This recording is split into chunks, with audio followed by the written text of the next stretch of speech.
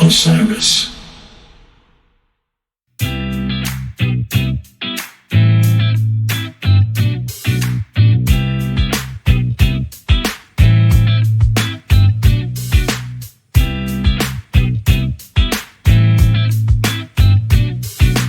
Hello, everyone, and welcome to a very special bonus episode of Goose Chicks Podcast, an all-women-led show focused on the band Goose and the community that supports them. I'm Leslie Mack, producer and co-host, and today we are excited to talk with Becky Chinman, who joins us to talk about a new project from PARC Design Company, work-life goose balance, which we're all dealing with right now, mental health, and a little bit about how she and Peter Anspach met. Becky, welcome to Goose Chicks Podcast. We're so excited to have you here.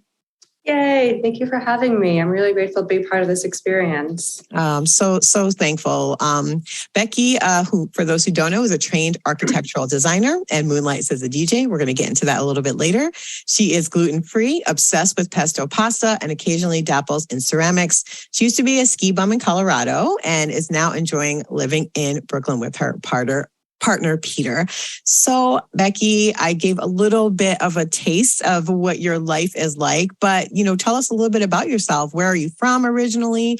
And what kind of work do you do? Totally. So I was born in Massachusetts, and the type of work that I do now is architectural interior design. So I work for a small firm in Brooklyn, and we are working on restaurants, hotels, pretty much those hospitality categories. Within those two, I'm working on a project in Florida, Wisconsin, and Tennessee at the moment. So when I'm not designing furniture, designing spaces, I love traveling, I love music, and I also hold a really deep respect for the outdoors. So when it's feasible, I love to go camping, biking, hiking, all that good stuff. I love it. Also, I'm sorry to hear background. No, that's great. How did you end up in Colorado?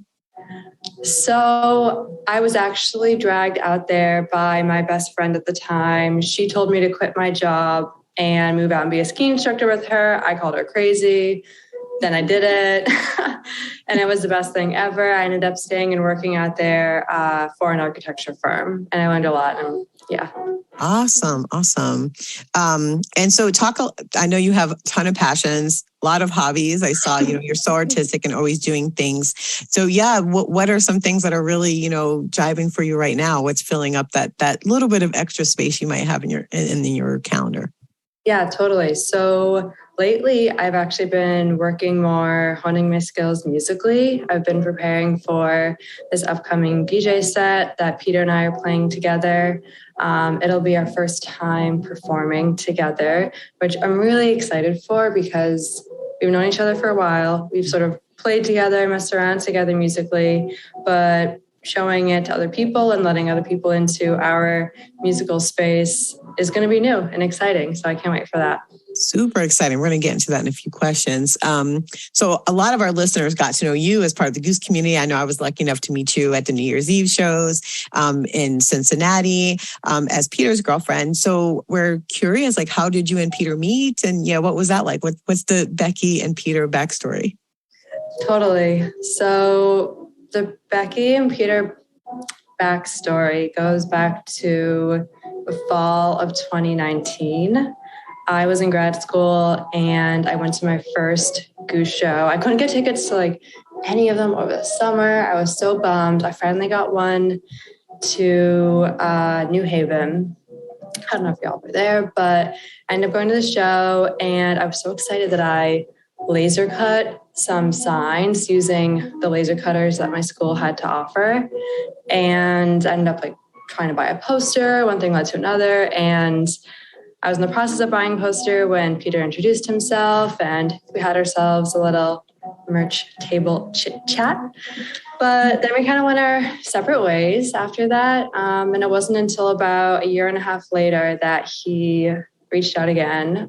We did kind of meet up again in between that year and a half, but very briefly. But yeah, a year and a half later, we began chatting more frequently.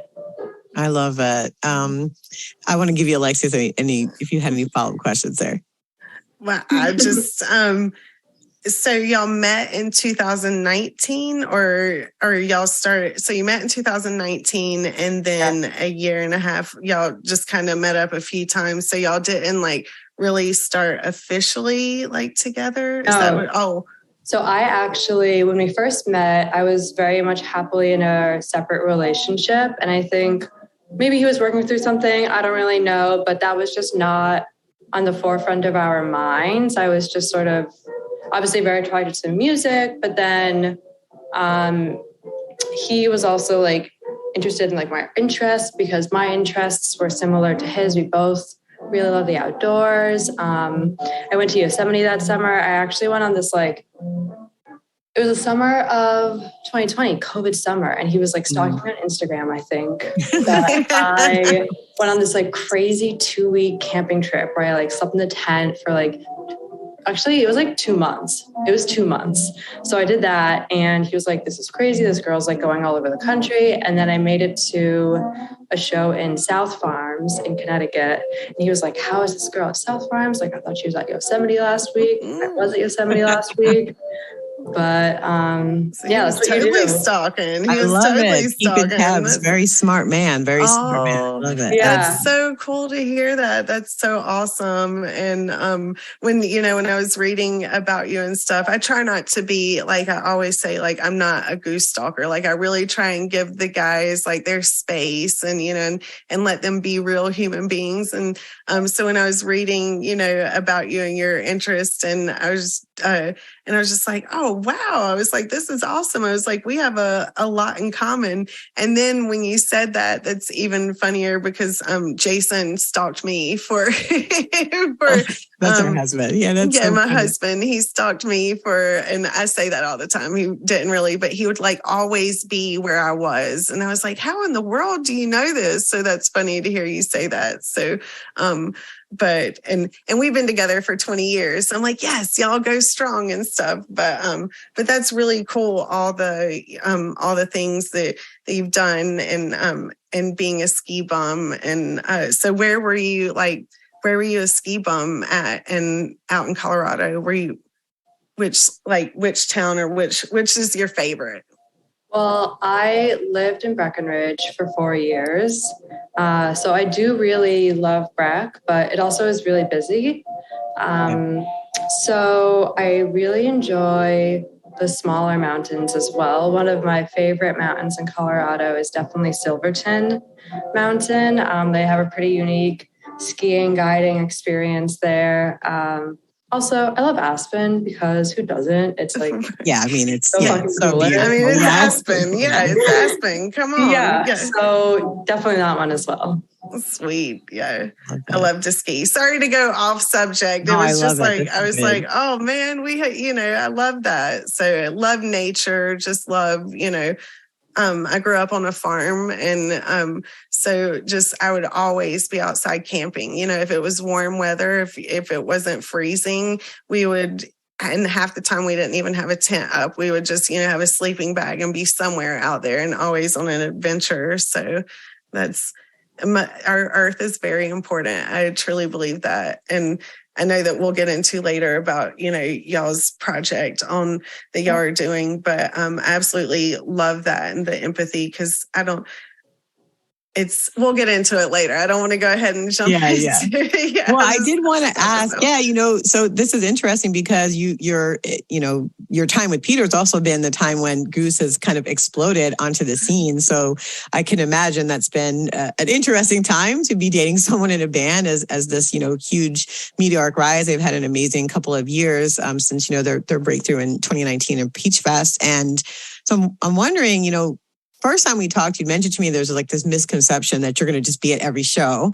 And I wanted to just give you, of course, that's not feasible. You have a whole career. As you said, you're working in very high pressure, industries. I mean, design for hospitality is probably like the most pressure, time pressure, full architecture that there is and design work that there is. People need to open their restaurants and get the hotels up and all of the things.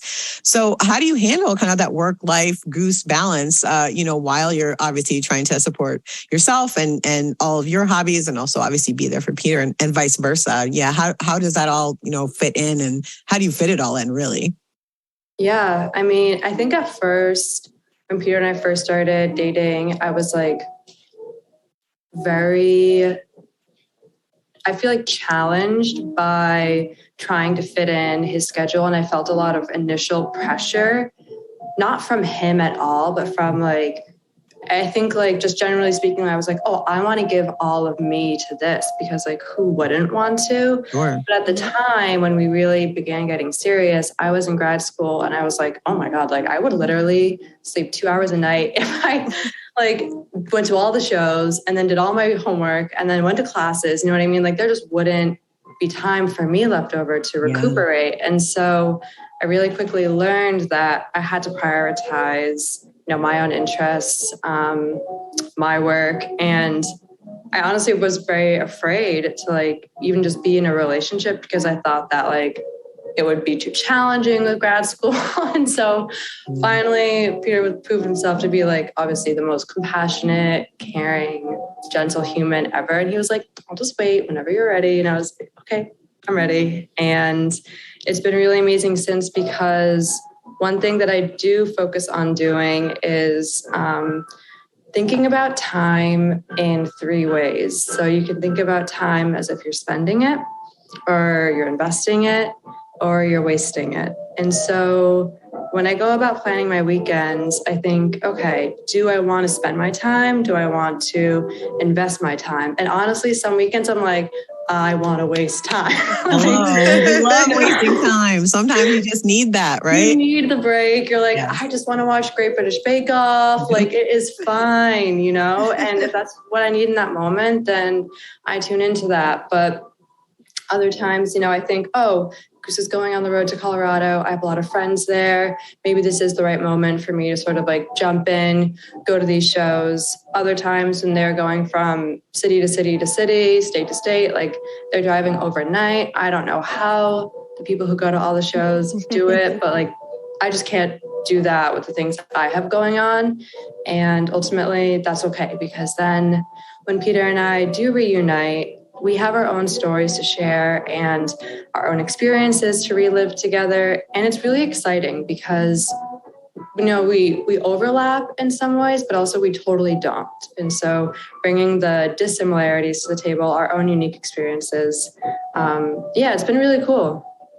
It's so beautiful. Just a testament to your holding on to your individuality, which, just speaking for all of us as women, that's something that is constantly challenged. It's a challenge for us to, make our way and to make sure that we're, honoring the things that we need as individuals, not just as part of a family or a partnership or really anything outside of our individual selves. I just appreciate you mentioning that, because we don't hear it enough. And I think it's really important for us to talk about these things and really, be direct and say, yeah, it's not always easy, but it's worth it. And I love that breakdown of how you look at time. I'm going to be thinking about that for a while.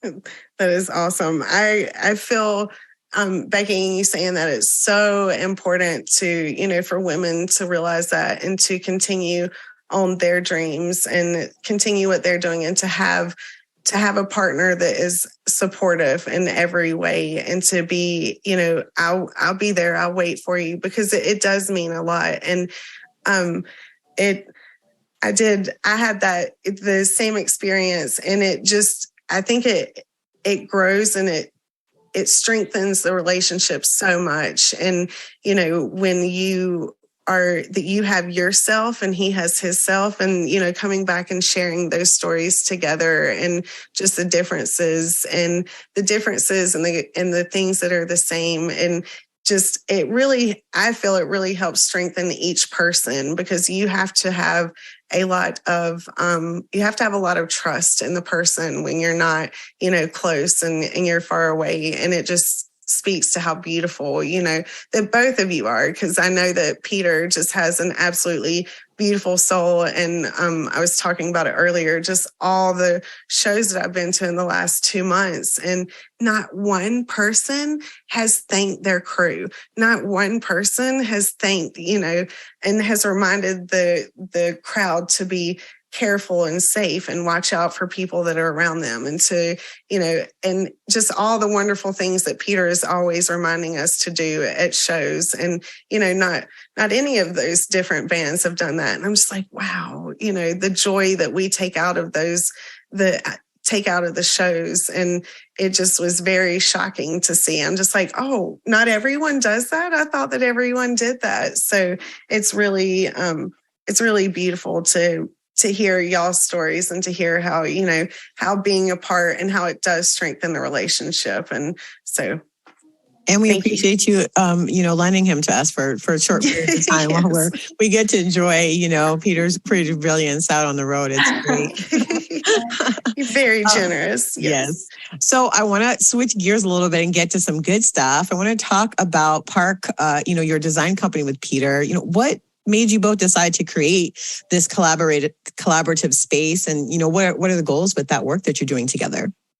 Yeah, that's a great question. So back in the summer of 2019, Peter actually saw a presentation given by Jay Blakesberg, who has since now become a good friend of ours. But back then, it was sort of Peter's first time working with him as a photographer. And Jay spoke a lot about how, just to explain to the listeners, Jay Blakesberg is a longtime photographer for the Grateful Dead. He's known for taking some of the most iconic shots of Jerry, Bob, all the Dead members, and he went on the road with them and sort of grew up, in a way, his career out of the Dead. And then he's also since really established himself in the own professional space of photography.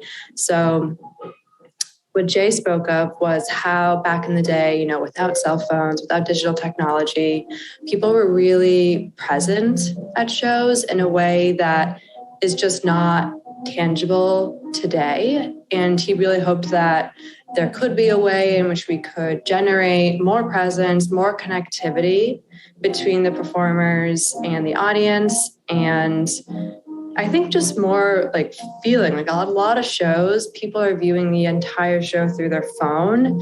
And it's definitely not the same experience that the artist has, if they're just watching the phones. So Jay and Peter were thinking about maybe making a sticker together. And then Peter was like, oh, let me call up my friend Becky. She's our graphic designer. And then Peter and I worked on the sticker together and we were like, oh my gosh, wait, this is so fun. I've never really collaborated with someone of a different medium, but who is also so creative. And we both really enjoyed that experience that we decided to work more together. And so what sort of started as a really seedling of an idea with a sticker has now sort of turned into really, I guess, unique project between us, and also a way for us to connect with other people in the audience and give back more. So we can talk more about this iteration if you'd like. Yeah, for sure. That's amazing. I love that Jay, was involved. Jay, for those who are listening, is going to be featured in this Capron special El Goose Times. So there's a big article with him and interview. I'm really excited to read it when we get up there. So the latest PARC design drop is out there. You can pre-order it through actually the 12th. This is going to come out on the 10th. So you have 2 days if you're listening right now to this to go and do your pre-order. I did mine today. So huzzah. Yeah. What can you tell us about this latest design? And what's the theme? Kind of what drove the creation of it? Yeah, definitely. So Peter had been begging me to do a design for a while, and we moved. I started a new job, and finally I was like, okay, I'm settled. I can do this. But this design, we wanted to reach out into nature a little bit more. So we focused on I guess, this iconic image, the first image of planet Earth that they took from space. And then the copy for the design, Empathy is Everything, that momentum has always been part of our relationship. And it wasn't until we realized that the astronauts who went out to space had no intention of taking a photo of the Earth. They actually were going out to investigate the moon and take photos of the moon. And sort of this like serendipitous opportunity came about where they were like, oh my gosh, wait, like we have to capture this. And that serendipitous moment, that like flash of a like, oh my gosh, like looking inward on where you came from really reminded me of the empathetic moments that we can experience within ourselves, whether it's for other people, whether it's empathy for the planet, whether it's empathy for ourselves. But I think sometimes people like turn the dial down on listening to, like it's easier to just like go with your brain, think about what's in front of you, whether it's like all these emotions swirling about. Empathy might not be in that equation, but it's so important to the fabric of my life because sometimes it's not natural for me. Sometimes I can be very empathetic about some things, but other things don't come easy for me. And so in my meditations and in my practice, I have to work harder at keeping that empathy super strong because I find myself being way more grateful, way more mindful, and just more conscientious of people, things, the world around me. I love that. Well, one, empathy is everything. And also it's, such a piece of connective tissue that we can find within each other is empathy. And so I really resonate with that. And I think it's also, so much of what we get, those of us that go to so many shows, like this one we get, go to Goose shows, is that connectivity, that connection with each other. And it's so alive in the space together. So I see a nice through line there that, really I can pick up on. And I'm sure everyone hearing can pick up on that as well.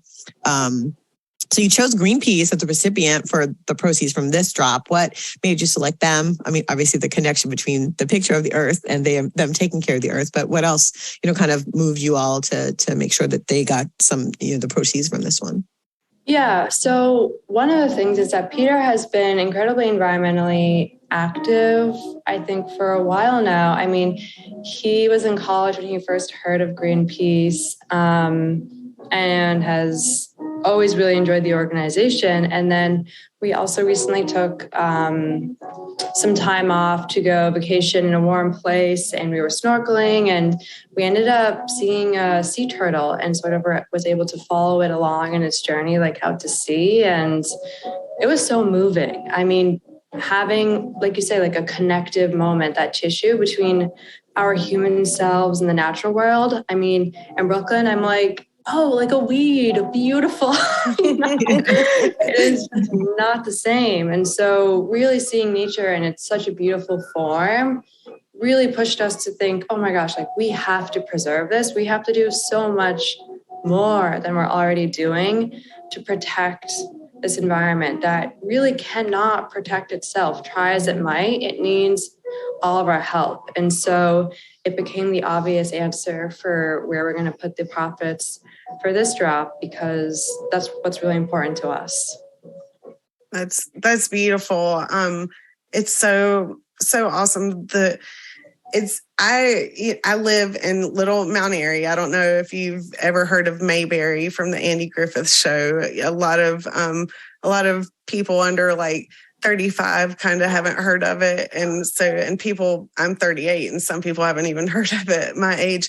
But around here, it's absolutely beautiful. We're in the foothills of the Appalachian Mountains, and, we're 10 minutes, 15 minutes from the Appalachian Trail. So, we don't have as much littering and stuff. And, when I go to bigger cities and just seeing all the trash everywhere. And even when I see a piece of trash here, I'm just like, really? That's, we should just be more kind to earth and to pick things up. And how hard is it just to, if you don't see a trash can, to put a plastic bottle back in your car and just take it with you and take the trash and throw it away. And I've even gotten to the point to where it's gotten so bad that I will literally at friends' houses, I was telling Leslie this, I went and spent the night, or we had a weekend where we were all doing stuff. And so I was like, do y'all recycle? And she's like, yes, we recycle over here. And I was like, okay, awesome. Because I've gotten to the point to where I will have a bag and will take my recycling home with me, because it's just gotten overwhelming. And just seeing people that it really, like, I don't know, maybe I'm just like OCD about it and stuff, but we just need to do so much to help the earth. There's just so much trash everywhere. And just the thought of, them taking trash out to sea and putting it, just dumping it out there like third world countries will or China will and stuff. And, it's just a very sickening thought. So it's a beautiful, beautiful charity that y'all chose to put that towards. And I just say thank you for doing that. That's very, very, very important and very awesome. Thank you. Those are such kind words. And it's so true what you say about, Peter being so environmentally conscious. I remember at Red Rocks, he literally asked us each to take 3 pieces of trash with us at the end of the show. And I was like, oh, wow. Like, I've never heard a performer make such a direct ask of an audience like that. And it was like, oh, everybody just started let me get my 3 pieces of trash to take with me. Yeah. And it was a simple ask, right? But just hearing it from the stage, it meant so much to everybody to receive it and be like, oh, I can do that. And so I feel like it's an invitation to show up more authentically in spaces. And it's rare to find that. So yeah, I love all of that. So this drop, as we said, everybody who's listening, go. There'll be a link on the show notes. Make sure you go and order from this drop. It's pa-rc.net. You can see the drop right on there, but we'll have a direct link as well. And you have through the 12th. So get on it, make your orders, do your pre-orders and get them in. What's next for PARC? What's the larger vision, if there is one yet, or how are things shaping up for y'all? Yeah, I think one of the things that are really exciting about it is, I've always wanted to align more of my work with a nonprofit. And I think that one thing that's really challenging nowadays is that through our different avenues of news, whether it's through social media, the TV, the internet, we're just getting bombarded with like the world is ending, climate change is imminent, whatever. And it can be really overwhelming. At least I find it to be very overwhelming. And then sometimes you end up feeling like, well, what can I even do to make a difference? And so I think for PARC, it's been really helpful to just say, okay, like I'm not going to change the world, but I am going to make the step towards doing one small thing, like donating this to an organization that's protecting the environment, promoting biodiversity, saving lands and waters. And so I would really love PARC to do more of that. And through other initiatives, maybe it's not a t-shirt, maybe it's something else next time. But I do also have a friend that is the owner of a vintage clothing store and is also working on textile upcycling. And so I would love, if it's feasible, to align our passion project with her career and sort of work on textile recycling in addition to selling garments so that they are more of a circular process and we're not contributing to whatever is going to happen in the landfill. Love that. Upcycling for the win. Fantastic. Yes. Yeah. So you mentioned, you gave us a little tease earlier, but the day folks will hear this interview, you'll be DJing the after party for Friday night of Goose's Cap Run. Can you tell us all about Rivka Ruth and Space Panther? Like, how long have you been DJing? And, what can folks expect that end up there for this special set? We're so excited. Thank you. Yeah, I'm really excited to do this. I have been sort of DJing and exploring the art that is DJing for a couple of years now.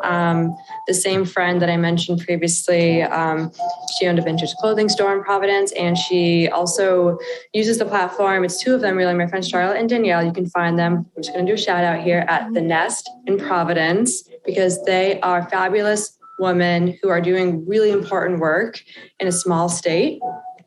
And they also use this space, this vintage clothing store, thrift store, as a community space. And so they'll host various community events, from knitting clubs, stitch bitches, all these different things, mending your clothes so that way you don't, just throw out that pair of jeans that you ripped. You can actually mend it yourself and, reuse them, rewear them again. And she would throw these events, and some are more party-like than others. And so she would have me come in and DJ for friends, community members, whatever. And that's sort of how I got my start and was really excited about it. And then Peter and I, when we started seeing each other, we had explored here or there our musical interests, and yeah, we had a lot of fun. So this is the first time that we will be playing together.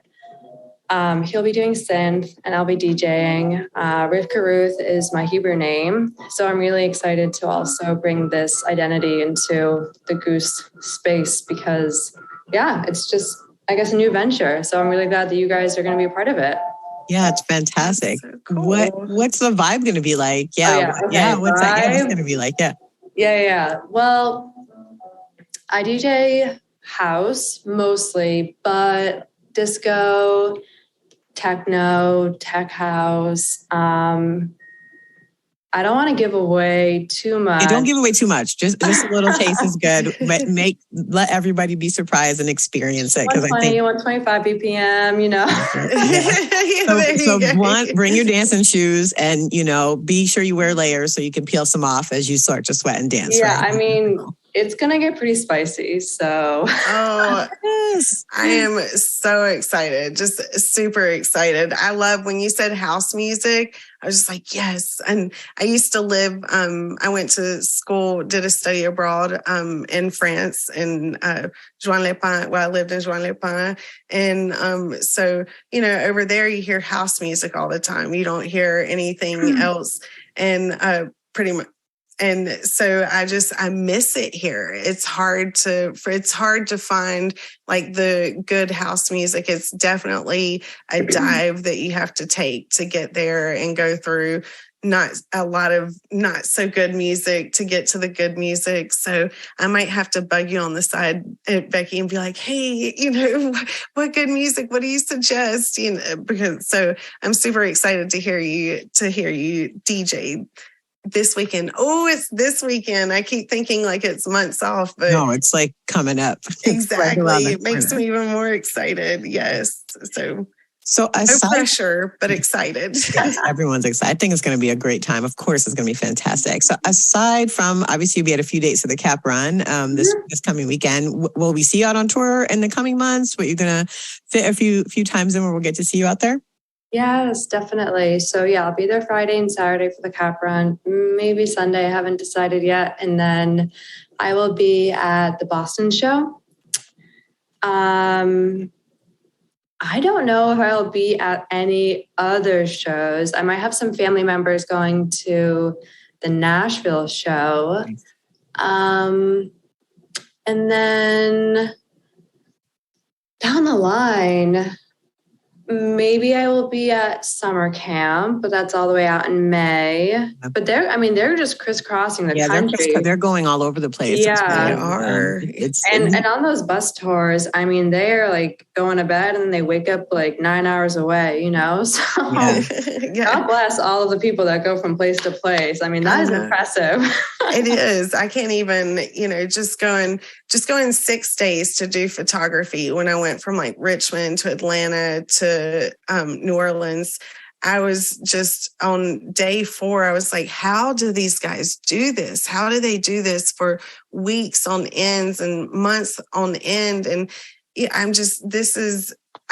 my hat is off to them. More than my hat is off to them because it is absolutely impressive that they can do this and keep their sanity and still have lives outside and have time to even spend and not sleep, because I know that I'm ready to sleep for days when I get home, and they don't have days. They only have a few days to enjoy, and then they have to go back out and doing it. So, that's definitely a difficult one. And then they have a very talented team that they're lucky to work with. And so being a part of that team, they are just close like family. And so it becomes just a really nurturing atmosphere where everybody wants the other person to succeed. And it's really cool to see all the different components that come together, because there is just so much more than meets the eye. People are working left and right, and all for this. All to give this outpouring of love and talent to the community. So it's really special. Yeah, it really is. And we can feel it. We were lucky enough to have Naveed on the show a couple of weeks ago. And it was so great to, just hear his story and how, he said, one of the things he said that really stuck out for me is like, I didn't even know this was a job. I didn't even know this was a possibility. And so, just knowing so many people have had that experience working with Goose or ending up working with Goose, thinking like, oh, I didn't even know this was what my vision was for my life. And here I am like living the dream that I didn't even know I had. And so it's so amazing. It's so great to see. Well, we don't want to keep you too long. And also Alexius and I are literally hitting the road tomorrow. Yes. Oh, yeah, so where can folks follow you and follow your work? I want to make sure that we include all of that in our, in the show. Yeah. Well, so I'm not doing the best job at updating my website at the moment. Duty calls in other ways, but I try to put stuff on Instagram here and there. And then the other thing is that if you do see me at a show, to anyone listening and to you guys also, I really do love it when people stop and say hi. I love having conversations with audience members, whether you know me, whether you don't know me. It's a really beautiful thing that we get to connect over music, and not having music in person during COVID just makes me feel even more grateful that now we are able to go to shows. We are able to have this empathy for one another. And so I really encourage everyone to say hi, and I hope to see you at a Goose show sometime soon. Thanks so much, Becky. Thanks for joining us again. We're so grateful to you. And, we'll see Rivka Ruth, right, on Friday. Looking forward to seeing you out on the road. It was so great to meet you at New Year's, and we got to have a great conversation about a little bit about empathy and how different the vibe at Goose is compared to other shows and how special that is. So thanks for saying yes to come join us and have this great conversation. We're so thankful. Oh my gosh. Thank you guys for having me. I can't wait to do this again. Yes, very soon. So much. Yes. Thanks so much. All right. Well, we want to thank Becky Chinman for joining us again. What an amazing conversation. I have so many things to think about. Just even the concept of thinking about time in 3 different ways is really like, right. I gotta sit with that for a minute and really think about it, and super excited. So again, as we mentioned, make sure you go to the PARC website and get your pre-order of the Empathy is Everything Pocket Tee. It's available now in pre-order through the 12th. So do not waste your time. Get out there and place that order. Link is in the show notes. Goose Chicks Podcast is produced by me, Leslie Mack, with support from sound engineer Matt Dwyer, my co-host here, Alexius Lipo, and of course our contributors that I just mentioned, Chelsea Long and Hannah Liebrish. Special thanks to our sponsor, Ben & Jerry's, for their support, especially Jay Curley, Jay Tandon, and their entire team. We are a proud member of the Osiris Media family. You can check us out on socials at Goose Chicks Pod and on our website, goosechickspod.com. Remember to subscribe and leave us a review in your favorite podcast app, and also tell a friend or 2 or 3 about the show. It really helps us out. Until next time, be kind to each other out there. Bye, y'all. Bye, y'all.